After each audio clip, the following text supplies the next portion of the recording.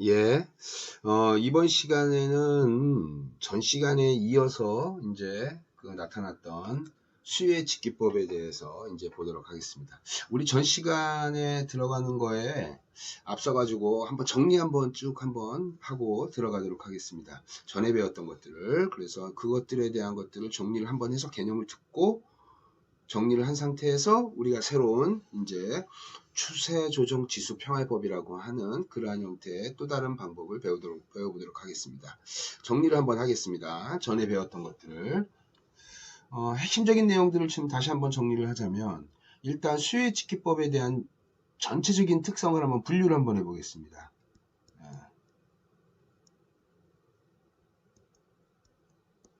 수혜 측에 이러한 특성이 있고 그 다음에 이거를 수혜 측을 어떻게 분석하냐면 정성적인 분석 방법이 있죠. 정성적인 거. 그 다음에 하나는 정량, 계량적인 그러한 접근 방법이 있는데 이 정량적인 분석 방법은 또 크게 또 이렇게 나눌 수가 있어요. 또 하나는 바로 뭐냐면 시계열 예측 기법, 시계열 타임 시리즈를 분석하는 그러한 방법이 있고 또 하나는 정량 분석인데 인과관계 특성을 분석하는 그러한 기법이 있어요. 정성적인 예측 기법은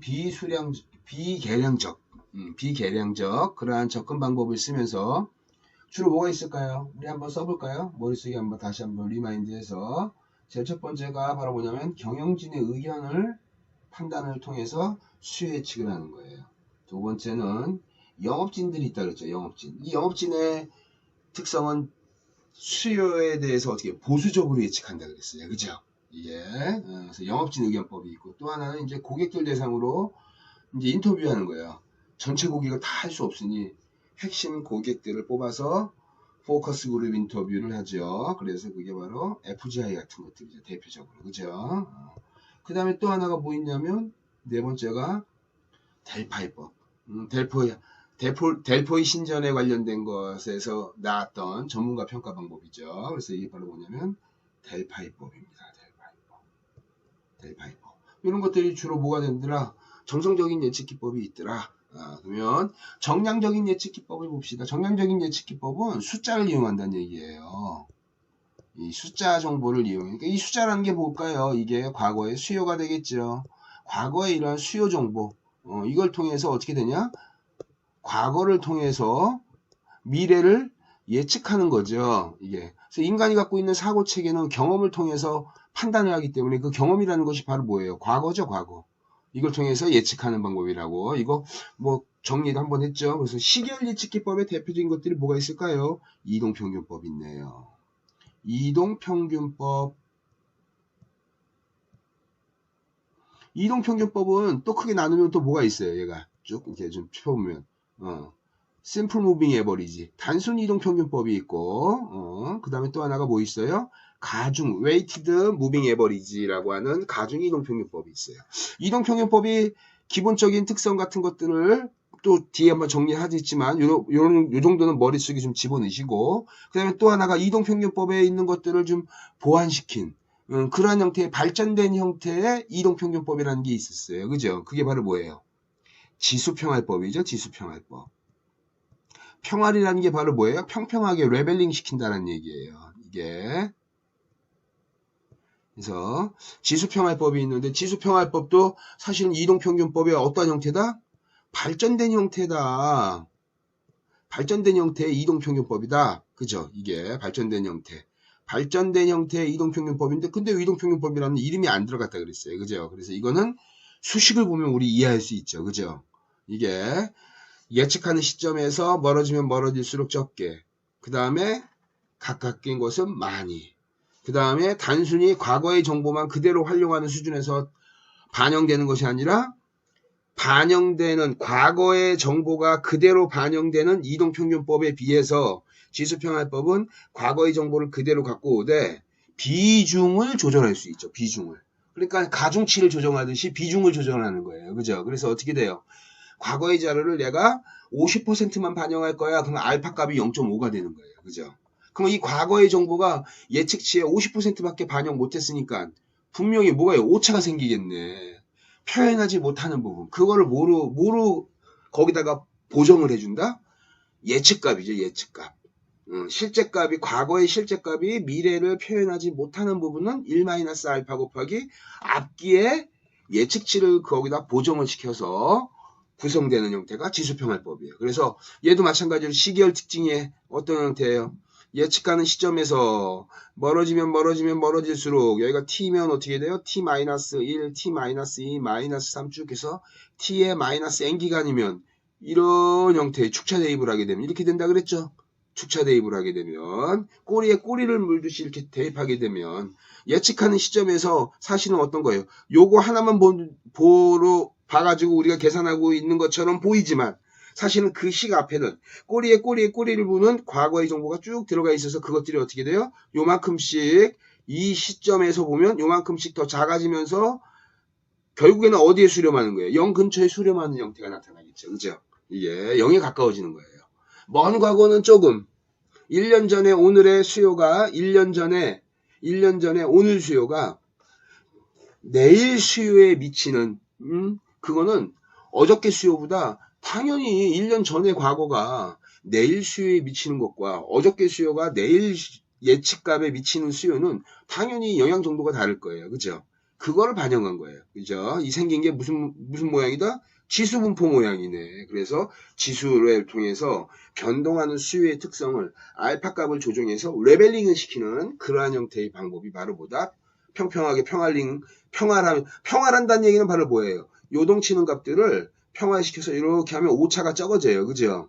이게 그렇기 때문에 평화시키는 그러한 방법이다 라고 이해하시면 될 것 같습니다. 그 다음에 또 하나가 뭐 있냐면 우리가 배워야 될 거 이제 이 지수평활법은 그대로 써서 맞는 방법인데 여기 뭐가 있냐면 트렌드가 보정되어져 있는, 추세가 조정되어져 있는, 어드저스트, 즉 수정되어져 있는 그러한 지수평활법이 있다. 그래서 이걸 홀트 모델이라고 합니다. 이게 그래서 홀트 모델이라고 해요. 요거를 쭉 해서 빼면 추세 조정 지수평활법은 홀트 모델하고 우리가 이제 또 계절적 특성을 반영되어져 있는 윈터 모델로 구분할 수 있어요. 예. 우리가 배우는 이제 이 홀트 모델에 대한 것들, 그 다음에 윈터 모델에 대한 것들, 이런 것들이 특징이 있는데 우리는 주로 어떻게 된다? 이 기본 모델을 주로 배우고 계절적 지수는 여기는 반영하지 않는다. 그러면 추세에다가 뭐까지 들어가는 거예요? 계절까지 반영하는 거예요. 추세 더하기 계절이 합쳐져서 나오는 게 윈터 모델입니다. 이게 그래서 어쨌든 이러한 형태의 특징을 좀 머릿속에 집어넣으시면 될 것 같고, 그 다음에 또 하나 우리가 배워야 될 게 또 있죠. 네 번째, 좀 화면이 작아서 쭉 해서 보이냐? 계절적 특성이 나타나는 거. 윈터 모델에 계절적 특성이 있다 그랬잖아요. 그래서 이게 여기서는 승법이니까 멀티플라이어야. 곱해지는 거야. 그죠? 계속 곱해지는 거야. 승법을 하는데 어떻게 되냐? 계절적 특성을 구할 때 내가 곱하기는 형태로 해서 구하겠다. 승법 계절 모델이라는 게 있어요. 시즈널 팩터를 통해 계절 지수를 통해서 우리가 분석하는 방법입니다. 그래서 이러한 방법이 있고, 그 다음에 여기 시계열 예측기, 이거 말고도 사실 뭐 되게 많겠죠. 이거 말고도 추가적으로 나오는 것도 여러 개 있어요. 변형된 것들이. 근데 이거 다 배우기에는 가장 대표적인 것들이 이러한 것들이니 이러한 것들을 주로 집중적으로 공부하면 충분하다. 이렇게 좀 이해하시면 되고, 인과관계 보겠습니다. 인과관계의 대표적인 거는 바로 뭐가 있다? 회귀분석이다. 회귀분석. 그래서 내가 예를 든 게 바로 뭐냐면 매출액을 Y로 보면서 봤을 때 매출을 Y로 본 거예요. 그러면 매출액에 영향을 미치는 요소가 얼마나 많겠습니까? 그죠? 근데 그걸 어떻게 돼? 한 가지 요소로만 딱 보는 거예요. 그래서 어떻게 되냐? 절편 상수항 알파 플러스 x의 기울기 베타 값의 x, 그 다음에 오차항계수 엡실론, 이런 형태로. 우리 이거 중학교 때 배웠다 그랬잖아. y는 직선의 방정식 ax 플러스 b 형태하고 똑같은 거다. 그래서 원래는 이걸 뭐라고 한다? 이거를 매출액고, 얘는 예를 들면 광고 하나로 보면 내가 광고비를 보겠다. 그러면 y는 뭐에 대한 함수식이다? x 광고비에 대한 함수식이다 라고 해가지고 요 수식을 썼어요. 그죠? 요게 바로 뭐예요? 단순 회귀직선. 이게 단순 회기직선. 일반적으로 손으로 푸는 거는 베타 구하고 알파 구하는 거는 요 단순 회기직선 구하는 거 요거에서 끝납니다.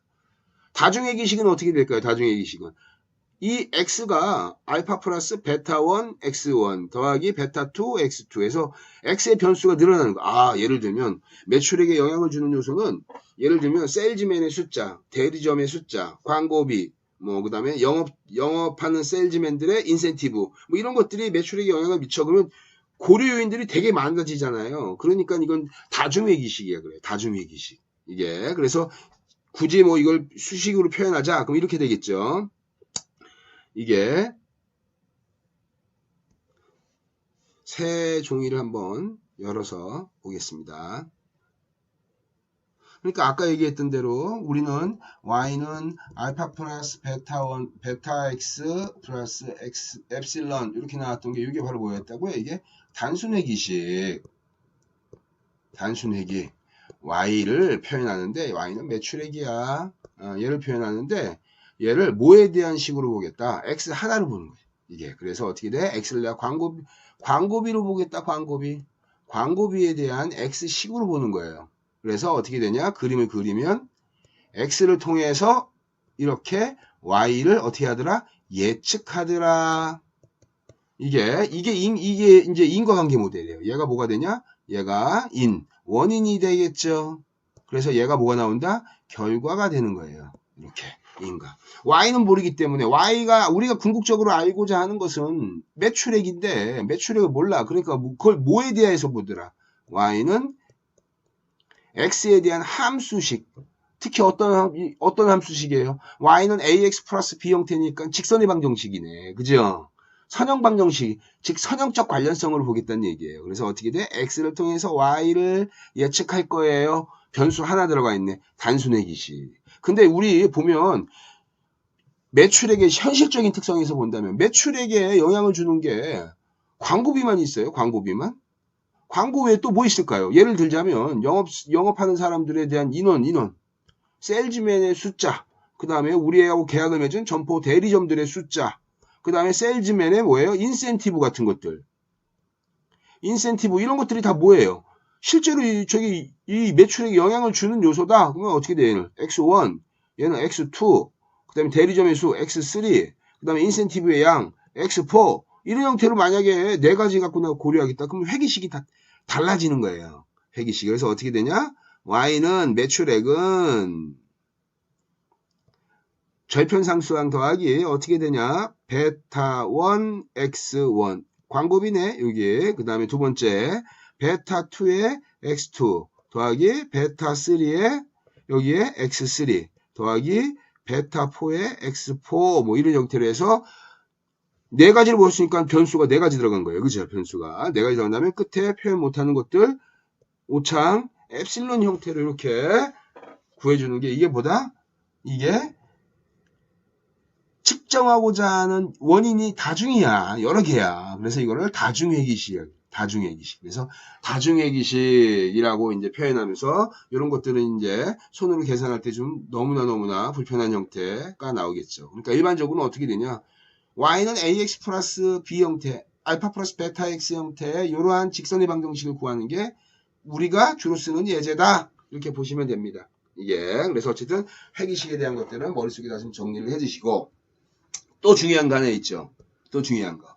이제 이런 문제가 주로 이제 시험에 나올 수가 있어요. 그죠? 이런 문제가 제 첫 번째 이동평균법에 단점이 뭐가 있을까요? 이동평균법 좀 다시 한번 쓰겠습니다.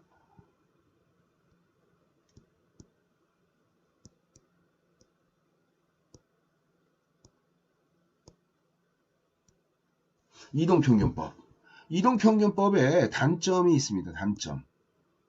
이동평균법의 단점이 뭘까요? 이동평균법. 근본적으로 이 방법이 갖고 있는 한계점이 바로 뭐냐면 시차효과죠. 시차효과. 가장 짧은 게 바로 뭐예요? 평균을 구해서 가장 짧은 게 2개월짜리예요. 2개월이 언제 찍힙니까? 첫 예측치가. M 플러스 1이니까 어디에 예측돼? 3월달 예측치에 찍히는 거예요. 그러면 실제 그래프가 이렇게 나오면 근데 예측선을 그렸어. 그럼 예측선이 어떻게 되냐? 이렇게 돼서 이렇게 됩니다.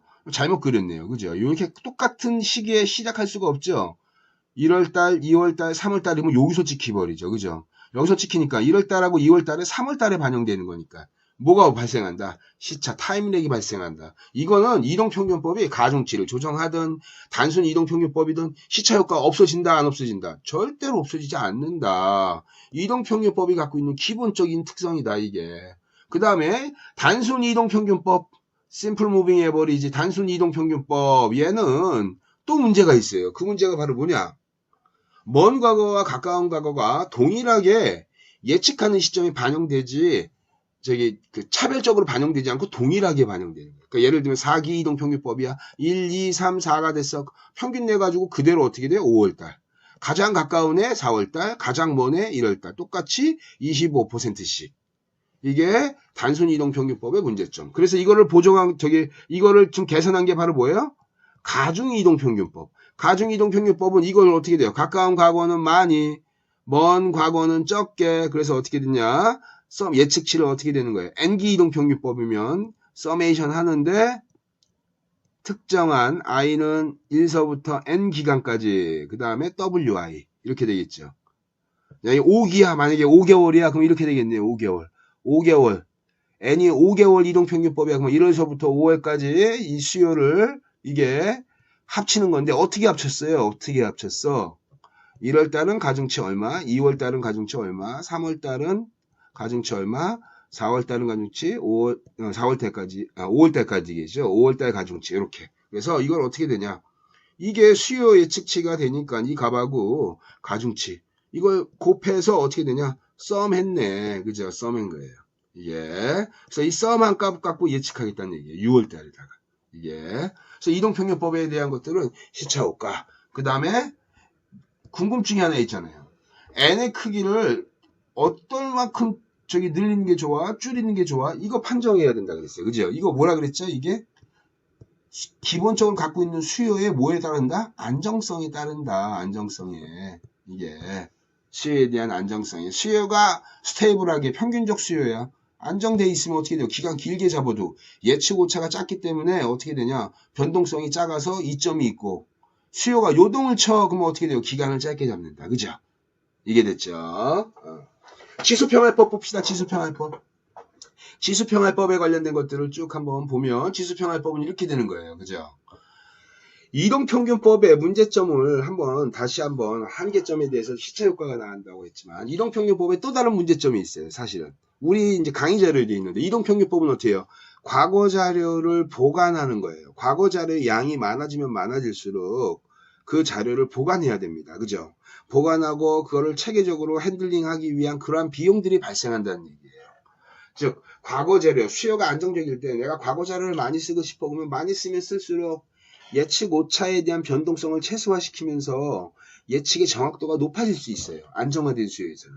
근데 그 자료를 보관하고 핸들링하는 데 투입되는 비용과 예측의 정확도에 균형점을 잘 이거를 맞춰야 되는 거예요. 이동평균법은 과거 자료를 보관하는 동안 투입되는 비용이 있죠. 핸들링하는 그 비용과 그 다음에 뭐예요? 예측에 대한 정확도, 예측 정확도를 정확하게 균형을 잡아야 돼요. 예를 들면 예측의 정확도를 높이고 싶어. 내가 그렇다면 기꺼이 과거의 자료를 통해서 미래를 바라보니까 정보가 많이 이걸 갖고 있어야 되는 거예요. 그렇죠? 예측의 정확도를 내가 1% 높이는데 너무나 많은 이 핸들링하는 비용이 들어가더라. 차라리 1%를 포기하고 이 비용을 좀 낮추고 싶어. 이런 의사결정을 할 수가 있다는 얘기예요. 이동평균법에서는. 이게 그래서 어찌됐든 이동평균법의 특성을 여러분들 머릿속에다가 좀 집어넣고 지수평활법으로 다시 보면 지수평활법은 어떻게 되냐? 이동평균법의 특성이라고 했는데 발전된 이동평균법인데 이 방법이 갖고 있는 기본적 특성을 다시 한번 서머라이징을 하면 과거의 자료를 많이 가질 필요가 있다 없다. 너무나 이게 과거의 자료 때문에 힘드니까 과거의 자료를 많이 갖고 있지 않으면서도 과거의 정보의 특성을 미래 예측치에다 반영하는 방법을 쓰게 되는 거예요. 그래서 제가 연구 결과에 의하면 미국에 있는 기업들한테 수요예측기법으로 어떤 게 가장 많이 쓰여요? 활용됩니까? 라고 했을 때 1등하는 수요예측기법이 있다 그러죠. 그게 바로 뭐예요? 인과관계 분석법. 회귀 분석이 수요예측기법에서 뭐 당연하게 그냥 1등입니다. 아주. 그 다음에 또 시계열 예측기법. 이거하고는 좀 다른 방법. 시계열 예측기법으로 어떤 걸 많이 씁니까? 라고 하면 또 당연히 1등 오는 게 바로 뭐냐면 지수평활법이에요. 이게. 그래서 실무적인 측면에서도 이 지수평활법이 많이 활용된다. 논리가 간단하고. 그래서 예를 들면 예측값이 있다. 예측값이다. 우리 알파가 0.3짜리를 딱 한번 수식을 그려봅시다.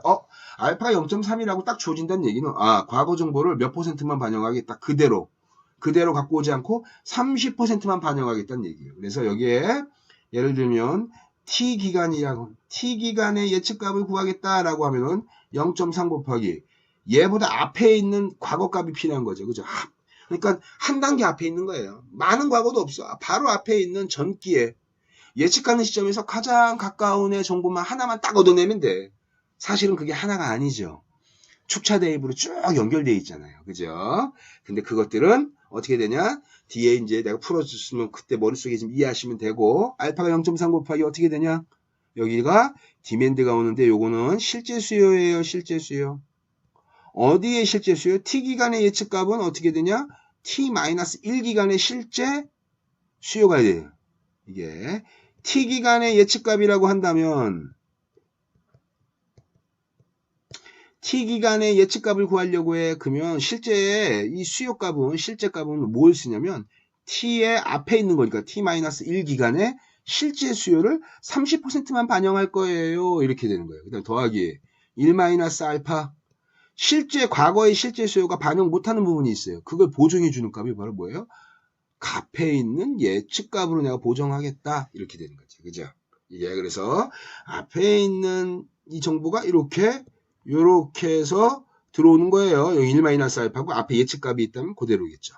지수평활법에서는 어떻게 되냐? 지수평. 과거의 정보를 알파로 조절할 수 있다. 알파의 크기를 한번 볼게요. 알파는 가중치하고 유사하다 그랬어요. 가중이동평균법. 0보다 크거나 같고 1보다 작거나 같을 때 알파의 크기가 만약에 알파가 예를 들자면 얘가 알파가 0이라면 어떤 예측치에 쫙 봤더니 알파가 0이 들어가 버리면 어떻게 돼요? 과거에 실제값 내가 반영 안 하겠다. 앞기에 뭐만 해?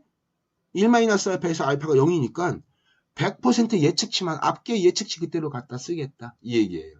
두 번째, 만약에 알파가 1이라면 그대로 내가 어떠한 예측값을 쓸 때 예측하는 시점보다 앞에 있는 과거를 몇 % 반영한다? 100% 반영할 거야. 예측값은 필요 없어. 과거의 정보를 갖고 와서 미래 예측값으로 쓸 거야. 이런 의미예요. 알겠죠? 이 알파가 0서부터 1 사이의 값을 이거를 최적의 값을 찾는 겁니다. 예측하는 사람이. 이게 그래서 이거를 최적의 값을 찾는다라는 그 말의 의미는 우리 뒤에서 이제 또 나오겠지만 좋은 예측이야 나쁜 예측이야를 판단하는 기준이 있겠죠. 그죠? 이거 굉장히 좋은 예측이에요. 좋은 예측값입니다. 그 다음에 어떻게 돼? 나쁜 예측값이에요. 이렇게 판단하는 기준이 있겠죠. 기준. 그 기준이 바로 뭘까요? 이렇게 되는 거예요. 실제 값에서 예측값을 뺐는데 그것이 어떻게 0 나오면 이게 베스트. 이게 최고예요. 최고. 이거 넘기면 어떻게 돼요? 실제 값과 예측값이 같은 경우란 얘기예요. 오차를 발생. 요게 바로 뭐예요? 요 뒤에 있는 게. 요게 오차죠. 오차. 이게 오차입니다. 오차가 0이란 얘기는 같다는 얘기예요. 오차를 최소화시킬 수 있는 그 알파 값을 찾는 거죠. 그죠? 이게. 그래서 이걸로 그냥 빼서 이렇게 예측하면 되는 거예요. 가장 간단한 방법이죠. 그 다음. 나쁜 예측은 어떻게 돼요? 실제 값에서 예측값을 뺐는데 그것이 이 오차가 굉장히 커지는 값. 이게 바로 뭐예요? 나쁜 예측이에요. 그러면 이제 우리가 나중에 또 배우겠지만 그때 가서 요것들의 구체적인 것들을 좀 보도록 하겠습니다. 이렇게. 그래서 여러분들 이제 우리 한번 이번에 배울 거는 이제 바로 뭐냐면 추세조정 지수평화법을 이제 정리가 됐으니까 앞에 걸 좀 정리가 됐으니까 트렌드죠. 트렌드 체계적으로 증가하거나 체계적으로 감소하는 형태란 얘기예요. 그죠? 이 추세를 보정한 얘를 조정해 주는 거예요. 추세를 조정해주는 어드저스트 시키는 뭐다? 지수평활법이다 라는 거를 지금 우리가 배우려고 합니다. 이거를. 그래서 이 지수평활법을 이제 우리 계산을 하는데, 예를 들면 우리 한번 이 식을 한번 볼까요? 어느 이제 그 수요가 다한 것 같습니다. 예를 들면 1월 달에 10, 2월 달에 20, 3월 달에 30, 4월 달에 40. 자, 이렇게 해서 이렇게 요게 기간이고 요게 수요가 되겠죠. 1월 달에 10, 2월 달에 20, 3월 달에 30, 4월 달에 40 이렇게 놓고 알파는 지수평활법으로 예측해 볼 거예요. 내가 0.3을 넣었어요. 알파 0.3. 예측치를 구해보자. 첫 번째 예측치는 어떻게 구하죠? 첫 번째는 과거 정보를 많이 안 쓰기 위해서 어떻게 돼요? 있는 그대로 값을 초기 값, 이거 뭐냐면 초기 예측 값이라고 합니다. 이걸 초기 예측 값. 초기 예측 값은 어떻게 한다? 실제 수요를 그대로 갖다 쓰자. 실제 수요. 그래서 1월 달에 예측값은 1월 달에 예측값은 그대로 뭐가 되냐? 10 이렇게 되는 거예요. 그죠? 이게 그럼 2월 달에 볼까요? 알파 0.3이니까 요걸 계산하면 0.3 곱하기 2월달 예측치 F2는 그 다음에 앞기의 실제값 10 더하기 1 알파 0.7 곱하기 앞기의 예측치 얘 그대로 어떻게 되냐 여기다 10 곱하기 0.3 10 곱하기 0.7 얘는 뭐예요? F2는 얘는 그냥 똑같이 10입니다. 이렇게 10 됐죠? 이게 그 다음에 3개월치 이동차를 보겠습니다. 3개월치 앞에서 봤더니 실제값을 쓰자. 0.3 곱하기 앞기에 있는 실제값 20 더하기 0.7 곱하기 그 다음에 뒤에 앞기에 있는 실제값이 뭐가 되는 거예요? 여기 요 예측값이 10 이렇게 되겠네요. 예. 그러면 어떻게 돼요? 7에다가 2, 3은 6이니까 6 되겠네. 그죠? 6. 이게 6 더하고 7 하니까 얘는 어떻게 되냐? 13 되겠네. 13. 네 번째 한번 해볼까요? 네 번째. 0.3이죠. 0.3 곱하기 앞기의 실제값 짝 이거 30 더하기 0.7에 곱하기 여기에 예측치 13 이렇게 되겠네요. 그죠? 이게 그러면 여기가 9에다가 7에다가 2니까 9 뭐 한 9, 2, 18 18 뭐 18.1 뭐 이렇게 나올 것 같은데 뭐 계산 한번 구체적으로 해보세요. 그래서 여기 값이 이제 뭐 18 뭐 이렇게 나왔다고 칩시다. 그래서 계산 한번 보세요.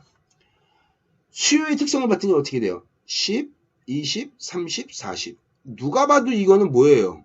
10, 20, 30, 40. 이게 뭡니까? 그냥 추세입니다. 추세.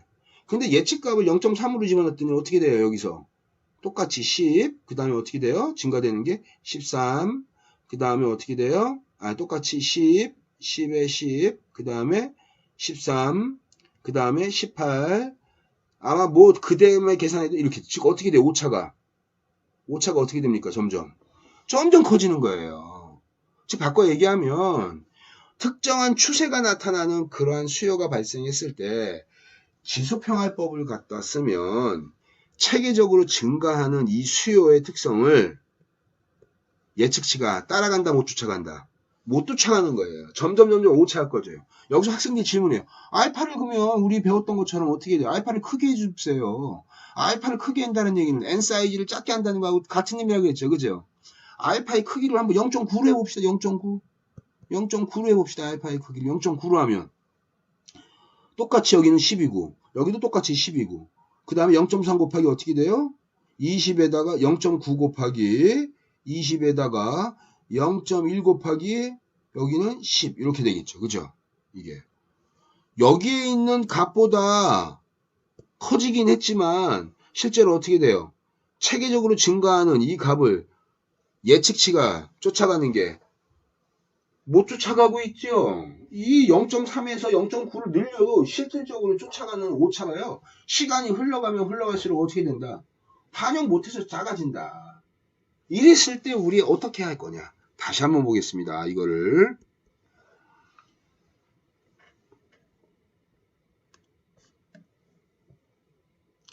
10, 20, 30, 40. 1월달, 2월달, 3월달, 4월달의 수요가 다음과 같이 다 그래프를 그렸더니 어떻게 돼요? 1월달, 2월달, 3월달, 4월달 10, 20, 30, 40 이런 형태가 나온 거예요. 예측치를 했더니 예측치는 이렇게 돼. 예측치. 얘가 예측값, 얘가 실제 수요. 시간이 흘러가면 흘러갈수록 오차가 엄청 커지는 거예요. 지수평활법은 이러한 수요일 때 지수평활법을 쓰면 오차가 커지기 때문에 좋은 방법이 아니라는 거예요. 이게. 그러면 우리 이 방법 아이디어를 한번 생각해 봅시다. 그냥 수식으로 얘기하지 말고 여러분들이 생각하고 있는 걸 머릿속에 한번 여러분들하고 표현해 보세요. 수업이라고 생각하고 10, 20, 30, 40 이거를 오차를 줄이는 방법을 여러분들이 한번 아이디어하게 한번 내보여요. 수식이 아니라 수식으로 얘기하면 또 힘들어 하니까 그냥 아이디어로 이거 어떻게 하면 될까요? 이건 트렌드가 반영된 수요예요. 추세가 그죠? 추세가 있는 수요인데 10, 20, 30, 40씩 늘어나는 이러한 수요가 있을 때 단순한 이러한 지수평활법을 알파를 늘리고 줄이면서 조정을 해봐도 실제로 오차가 예측 오차가 커지면서 이 문제가 발생한다. 이럴 때는 어떻게 하면 될까? 이게 사실은 여기에 이미 제 질문에 이 추세조정 지수평활법이라는 게 지수평활법은 지수평활법인데 추세를 어드저스트 보정하고 수정했어. 그래서 지수평활법에다 적용한 거야. 이 얘기예요. 이게. 그럼 지수평활법을 그대로 쓰고 싶은데 거기다가 체계적으로 증가한 양을 좀 더해주면 되겠네. 그죠? 그게 바로 뭐예요? 추세 아닐까요? 추세? 예를 들면 이런 거예요. 초반에 예측치가 나왔어요. 그죠? 10으로. 이 예측값이에요. 근데 이거를 그 다음에 증가하는 양이 바로 뭐예요? 10이죠. 20에 30 증가할 때 또 어떻게 돼요? 10이죠. 30에 40 증가할 때 10이죠. 이게 바로 뭐예요? 체계적으로 증가된 추세량이 되는 거예요. 그죠? 그래서 만약에 이거를 이런 식으로 한번 생각해 볼까요? 10, 20, 30, 40 체계적으로 증가하고 있고 1월달, 2월달, 3월달, 4월달 체계적으로 증가하는 거. 예를 들면 이렇게 되는 거예요. 여기에 F1 값이 들어가겠죠. F1 값은 10이 될 것이고 F2 값을 한번 구해봅시다. 쫙 해서 보면 알파에다가 디맨드를 집어넣고 1월달에 디맨드 집어넣고 그 다음에 1-알파에다가 곱하기 1-알파를 곱한 다음에 앞뒤에 있는 예측치를 곱해줘. 이렇게 이런 식으로 쓴 다음에 여러분들 어떻게 하면 될까요? 1기간에 1월달에서 2월달로 증가된 양이 체계적으로 이 수요 자체가 증가된 양이 10이니까 지수평화법을 쓴다면 뒤에다 그냥 트렌드 같은 것들 추세 증가량을 이렇게 더해주면 단순한 이러한 방법보다 훨씬 더 논리적이고 쉽지 않을까요? 그럼 F3 하면 F3은 요거에다가 요거 반영된 게 이게 예측값이죠. 그러니까 어떻게 돼요? F3은 알파에다가 디맨드 2월달 거 실제값 더하기 1-알파에 F에 요 값이 여기 들어와서 곱해지겠네요. 그죠? 무슨 말인지 알겠죠?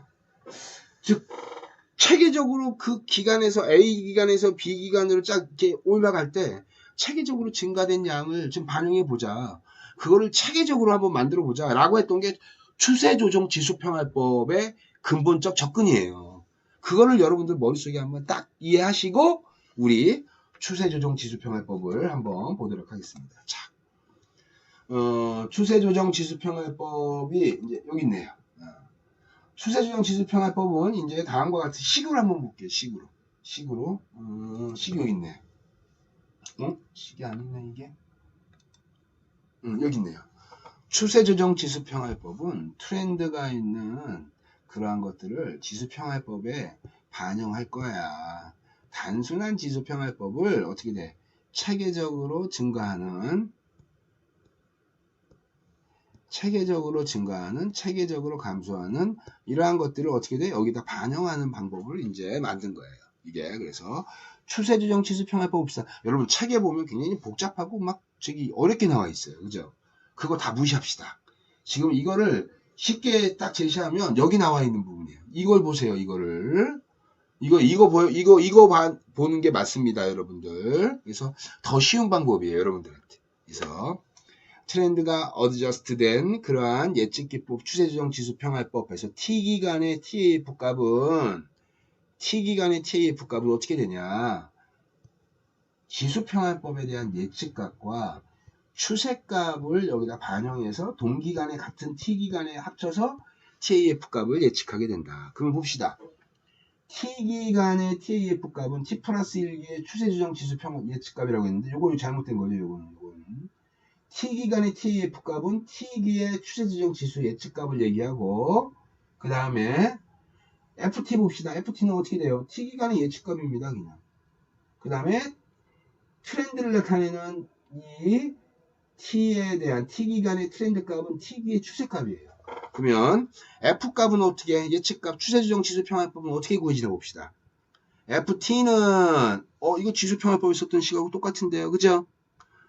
알파 곱하기 앞기의 실제값 그 다음에 1-알파에 여기까지 이렇게 하면 뭐예요? 여기까지 만들면 이게 지수평할법이죠. 단순 지수평할법이죠. 근데 뒤에 봤더니 뭐가 있어요? 곱해지는 값이 앞기의 트렌드 값을 여기 예측값에다가 더해줘서 곱했네요. 1-알파를. 다시 한번 보겠습니다. 똑같은 지수평할법인데 뒤에 뭐가 붙어있다? 트렌드 값이 붙어있네. 이게. 그래서 여기는 우리가 똑같이 지수평할법을 쓰니까 알파 상수 쓰고 그 다음에 새로운 또 다른 상수가 하나 나왔습니다. 상수가 그게 바로 뭐냐? 추세평화의 상수. 추세를 레벨링 시키기 위한 평화의 상수가 베타로 주어지는 거예요. 알파하고 베타는 주어집니다. 그래서 봤더니 T기간의 트렌드 값은 잘 보세요. 여기서 베타를 곱했는데 어떻게 됐냐면 같은 기간의 예측값에서 지금 어떻게 돼요? 트렌드의 T기간이에요. T기간의 추세를 구할 때는 앞기의 예측값에서 그 다음에 어떻게 돼요? 앞기의 예측값이 아니라 동기의 예측값에서 앞기의 예측값을 빼준 거예요. 그럼 이렇게 되겠죠. 1월달, 2월달, 3월달이야. 그럼 내가 3월달에 지금 예측치를 구하고 싶어. 그럼 3월달에 트렌드 값을 구할 때는 어떻게 되냐? 트렌드 값을 구하려면 여기는 F가 되고 여기는 트렌드 값이라고 하면 1월달 예측치, 2월달 예측치, 3월달 예측치니까 여기에 있는 트렌드 값에 들어가는 값은 3월달에 뭐예요? 3월달에 예측값 들어오고 그 다음에 전기니까 3월달 트렌드 값을 계산할 때 같은 기간의 3월달의 예측값에서 2월달의 예측값을 뺀 거예요. 그럼 어떻게 된 거예요? 2월달에서 3월달로 증가된 양을 나타내는 거죠. 이게 증가된 양을 나타내는 거죠. 3월달에서 2월달을 뺐다는 얘기는 2월달에서 3월달 증가량을 계산한 거예요. 그걸 뭐로 보겠다? 수요 자체가 늘어나는 양을 우리 평화의 상수 추세의 베타 값을 곱해주고 실제 수요가 늘어난 예측값이 늘어난 양을 표현 못하는 것을 어떻게 돼? 1-베타로 해서 수요 자체가 갖고 있는 트렌드 값을 내가 여기다가 보정을 해줬다. 이렇게 보면 되는 거예요. 다시 한번 정리하겠습니다. 추세조정 지수평할법은 어떠한 형태의 특징이 있냐면 지수평할법에 체계적으로 증가하는 트렌드 값을 뒤에다 더해준 거예요. 그래서 어떻게 되냐?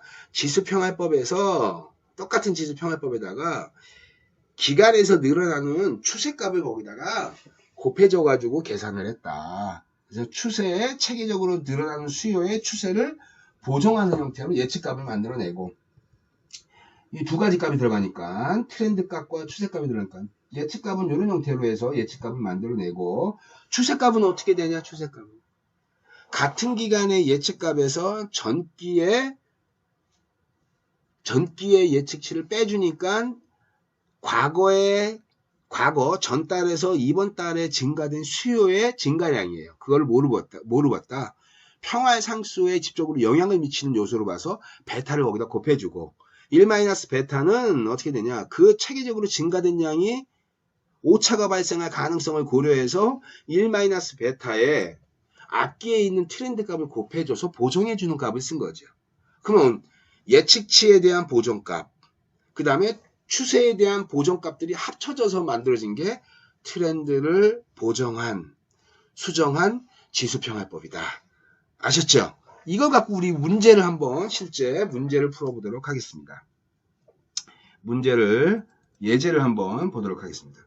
추세조정 지수평활법이 다음과 같다 이렇게 착 나오는데 알파가 0.1이고 베타가 0.1이다. 2001년 초기 수요 예측값 지수평활이니까 초기값 주어줘야겠죠. 그 다음에 기초 추세조정치 0 해가지고 이렇게 줬어요. 이렇게 딱 2005년도 수요 예측치 얼마냐? 자 이렇게 물어본 거예요. 자 이게 그래서 여러분 이거 갖고 이제 우리가 추세조정 지수평활법을 한번 계산을 한번 해보도록 하겠습니다. 자 계산봤더니 먼저 옆으로 이렇게 내쳤어요. 여기는 바로 뭐냐? 지수평활 예측치, 그 다음에 여기는 추세값. 그래서 같은 기간에 예측값과 같은 기간의 트렌드값이 합쳐져서 같은 기간에 트렌드 어드저스트가 되어져 있는 그러한 지수평활법 TAF 값이 나타나게 된다. 초기 예측치 봅시다. 초기 예측값은 250 주어졌고 평활값도 그대로 주어졌죠. 그래서 같은 기간 내에 예측값과 트렌드값을 합쳐서는 250 됐네요. 그죠? 이해됐죠? 그럼 2개월치 이제 구해봅시다. 2개월치를 쫙 해서 봤더니 어떠냐면 알파는 0.1 주어져 있어요. 0.1 곱하기 앞기의 실제 수요 더하기 1 마이너스 알파 1 마이너스 알파니까 0.9가 나오겠죠. 그 다음에 어떻게 되는 거예요? 여기 보세요. 여기 앞기의 예측값과 트렌드값이 합쳐져 있네요. 그게 바로 뭐예요? 앞기의 예측값, 앞기의 트렌드값, 요게 합쳐져서 여기 안에 들어왔네요. 요걸 구체적으로 하면 어떻게 돼요? 250 더하기 0이 되겠네요. 그죠? 여기가. 그래서 요거 계산했더니 이렇게 나왔어요. 이렇게. 이해 가죠? 이게. 그 다음에 또 같이 보겠습니다. 트렌드 값을 내가 이제 구할 거예요. 봤더니 베타 평활상수 추세 평활상수는 0.2가 나왔고 그 다음에 어떻게 돼요? 같은 기간의 예측값에서 250에서 앞기의 예측값을 뺐네. 여기 0 나왔잖아요. 이건 어떻게 된 거냐? 250 빼기 250 해서 0 나온 겁니다. 그 다음에 1 마이너스 베타니까 0.8을 그대로 곱하고 앞기에 있는 트렌드 값을 여기다 곱해준 거죠. 그래서 요거 두 가지를 합쳤더니 이렇게 나왔어요. 됐죠? 이게 세 번째 것도 한번 해보겠습니다. 세 번째 거 하면 이제 딱 이해가요. 아 이게 추세조정 지수평활법이구나 라는 거를 딱 봤더니 지수평활법은 눈으로 계산할 수 있다 그러잖아요. 그냥 읽어볼게요. 2003년이 253이야 실제 수요가. 앞기가 280이고 그러니까 0.1 곱하기 280 더하기 1 마이너스 알파니까 0.9 여기까지는 지수평활법하고 똑같아요. 그 다음에 어떻게 됩니까? 앞기의 예측값 더하기 트렌드 값이에요. 근데 여러분 요거 한번 볼까요? 요거 한번 잘 보세요. T-1의 예측값 더하기 트렌드 값인데 T-1 기간의 트렌드 값이에요. 이거는 여러분 이게 뭡니까? TAF 값인데 어떤 거예요? T-1 기간의 TAF 값하고 똑같잖아요. 이 값을 두 개를 더했다는 얘기는 이 값하고 같다는 얘기죠. 그죠? 그러니까 여기 봅시다. 250 더하기 0 했는데 이렇게 더하는 방법도 있지만 그냥 바로 뭐 하면 돼요. 그냥 쭉 가가지고 얘 값을 그대로 갖고 오면 됩니다. 그죠? 이게 TAF 값이니까 전기의 TAF 값을 쓰는 거예요. 그러면 됐죠? 트렌드 값이 이제 들어갔고 그 다음에 예측값이 됐고 트렌드 값을 이제 다시 한번 계산해 보면 같은 기간의 예측값에서 앞기의 예측값을 뺀 거예요. 이렇게 같은 기간의 예측값에서 동기간의 예측값에서 앞기에 있는 값을 뺀 거니까 이게 바로 수요가 증가량이네요. 253-250 이게 수요가 증가되어지는 거기다가 증가된 양에다가 추세에 대한 평활상수 베타를 곱해주고 수요가 전기에서 이번 기에 같이 늘어난 양에다가 추세의 특성을 곱해주고 그 다음에 그것이 오차가 발생할 소지가 있어서 나는 어떻게 하겠다. 앞기에 있는 어떻게 되냐 트렌드 값을 그대로 1 마이너스 베타 값에다 곱해서 내가 보정하겠다. 그 값이 이 뒤쪽에 있는 거죠. 됐죠? 이런 형태로 해가지고 추세조정 지수평할법이 이제 나타나게 되는 겁니다. 요게 바로 저기 추세조정 지수평할법인데요. 여러분 제가 시험 문제 내면 지수평할법을 낼까요? 추세조정 지수평할법을 낼까요? 당연히 추세조정 지수평할법을 문제를 내겠죠. 그죠? 그래야지 어떻게 돼요? 지수평할법을 기반으로 해서 알아야 되니까 요 방법이 시험 문제 잘 나온다. 요 예제가. 그래서 요거 갖고 그대로 보면 될 것 같습니다. 그 다음에 우리 뒤에 쭉 해가지고 뭐 책에 있는 내용을 쭉 해서 한번 보면 뭐 예측의 정확도 뭐 막 이런 것들이 나와 있어요. 예측의 정확도 같은 것들. 예측의 정확도에 관련된 것들을 여러분들 제가 한번 이제 그 설명을 한번 하도록 하겠습니다. 예측의 정확도에 대한 것들은 우리가 지금 여기서 이거를 추적지표라고 하는데 추적지표 들어가기에 앞서서 여러분들한테 뭘 제가 이제 예측에 대한 것들을 알려주려고 하냐면 예측에 아까 내가 실제값에서 예측값을 뺀 값이 0이에요. 그게 제일 좋다 그랬어요. 그죠? 즉 예측의 정확도, 예측값의 질을 평가하는 방법이 굉장히 다양하게 있습니다. 그 예측의 질을 평가하는 다양한 대표적인 방법이 이제 바로 뭐가 되냐면 기본적으로 누적 예측 오차,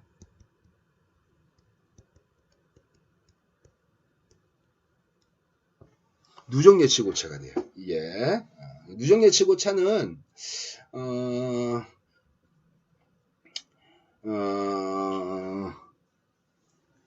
책에 있는 내용을 여러분들의 예제가 410페이지 한번 보겠습니다. 410페이지. 우리 교재 410페이지 한번 보겠습니다. 우리 교재 410페이지. 410페이지에 나와 있는 거를 여러분들 예측의 정확성이라는 한글 파일로 여러분들 제가 웹에다가 올려놨죠. 그 파일을 그대로 보면 됩니다. 여기 있는 게 타이핑 친 거예요. 책이 없는 학생들이 있어서. 이제, 그래서 어쨌든 그 책에 나와 있는 것들을 쭉 해서 보면, CFE가 어떻게 됩니까? CFE는. 실제값에서 누적 예측 오차는 CFE라고 합니다. 줄여가지고, 누적 포캐스팅에 대한 에러다. 그래서 CFE가 나오는데, 이거는 어떤 형태가 되냐면, 이렇게 되는 거예요. 우리 그 파일이 있으니까 여러분들 그 파일을 한번 직접 띄워가지고 한번 보도록 하겠습니다. 한글 파일은 이게 좀 들어오지 않으니까 화면을 직접 보면서 강의하는 게 좋을 것 같습니다.